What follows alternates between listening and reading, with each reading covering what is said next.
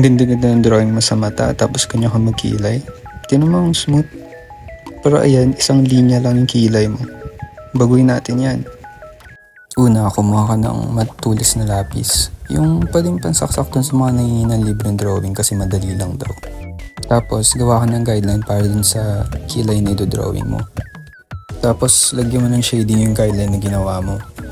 Kuha ka naman ng brush o tissue tapos i-blend mo siya para mas maging smooth siya. Pag smooth na siya, pwede na tayo mag-drawing ng mga buhok. Pag ganito nga pala yung direksyon ng mga linya ko. Pagtapos na, i-blend ulit natin siya gamit ang brush o di kaya tissue.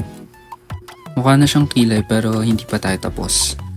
Uulitin ulit natin yung ginawa natin kanina, pero ngayon, mas didiin na natin yung gamit ng lapis.